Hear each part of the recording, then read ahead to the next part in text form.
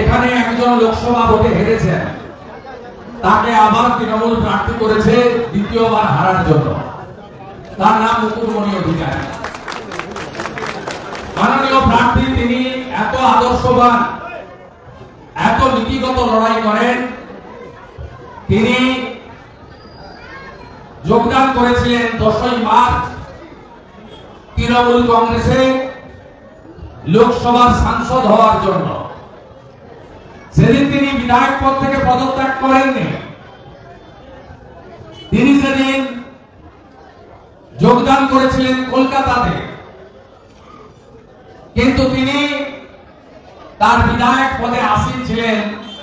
Nomination file করতে যাওয়ার আগের দিন আইনি জটে পদত্যাগ করতে বাধ্য হয়েছেন।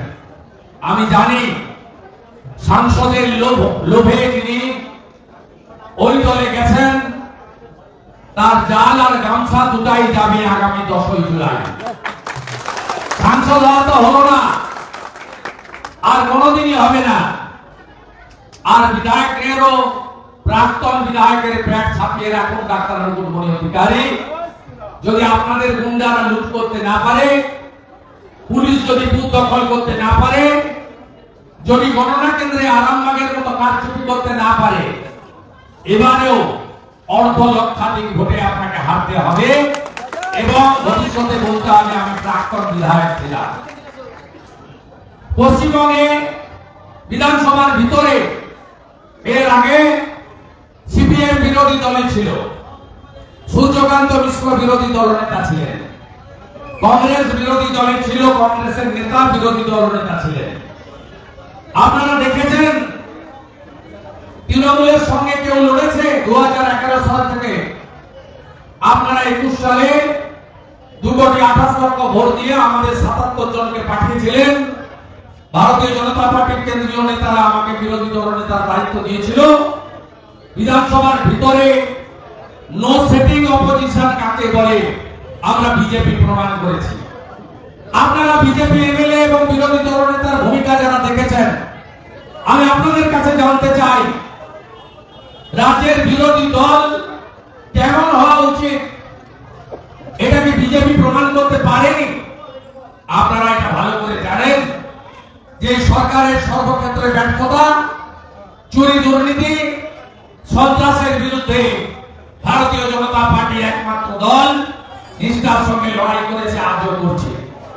আমরা হয়তো 42-এর মধ্যে 22 পাইনি, আমাদের আসন হয়তো 12-তে আটকে গেছে, কিন্তু আমরা এবারে 2,33,27,000 ভোটারের সমর্থন পেয়েছি। 39% ভোটার বিজেপিকে ভোট দিয়েছে, যার মধ্যে একটাও ছাপ্পা ভোট নেই, একটাও জল মিশানো ভোট নেই, একটাও মুসলমানের ভোট নেই। সব মুসলমানরা দল বেঁধে ভোট দিয়েছে মমতা ব্যানার্জিকে। কেন ভোট দিয়েছে? ওদের ভুল বোঝানো হয়েছিল যে বিজেপি 400 আসন পেয়ে সংবিধান বদল হবে এবং আমরা হিন্দু রাষ্ট্র করে দেব। যাই হোক, আপনারা ভোট দিতেই থাকুন, আপনাদের চাকরি লাগবে না, আপনাদের শিল্প লাগবে না, আপনাদের ভালো হসপিটাল লাগবে না, আপনাদের ভালো রাস্তা লাগবে না, আপনাদের ভালো স্কুল লাগবে না। শুধু ইমাম সাহেবরা ভাতা পেলেই হবে, আর ইমাম সাহেবরা ভোটের সময় শুক্রবারে আপনাদের প্রার্থনায় বলে দিলেই হবে।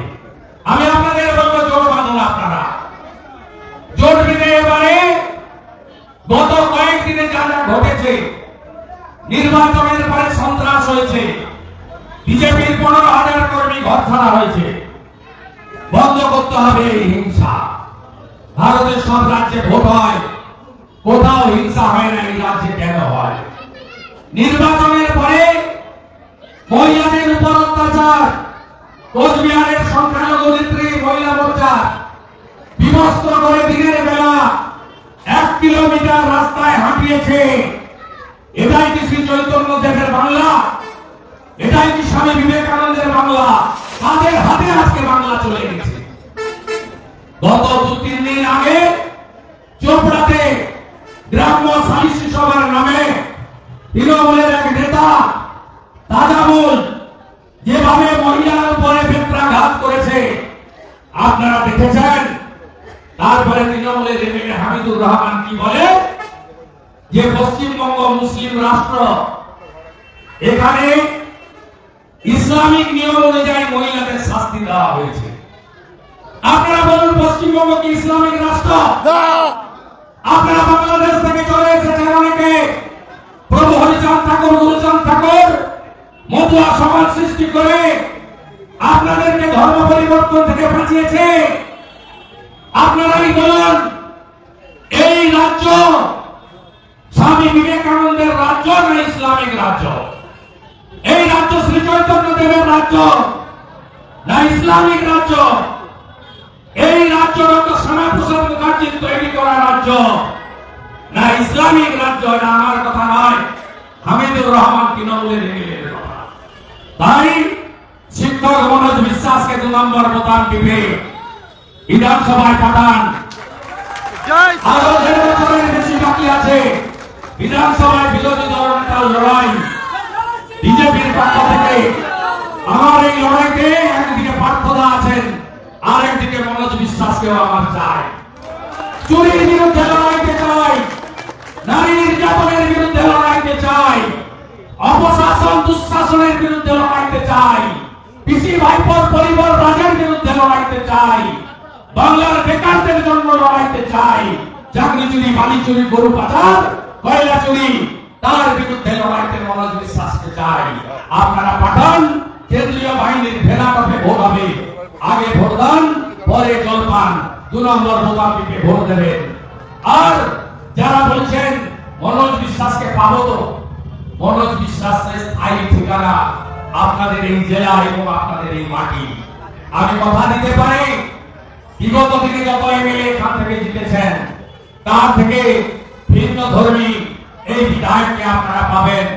উচ্চ শিক্ষায় শিক্ষিত, হায়ার সেকেন্ডারি স্কুলের শিক্ষক এবং একেবারে বাল্য অবস্থা থেকে রাষ্ট্রবাদ এবং ভারতীয় সনাতনী সংস্কৃতিতে বিশ্বাস রাখেন মনোজ বিশ্বাসকে 2 নম্বর বোতাম টিপে ভোট দেওয়ার 3 নম্বর আবেদন জানিয়ে আমার কথা শেষ করলাম।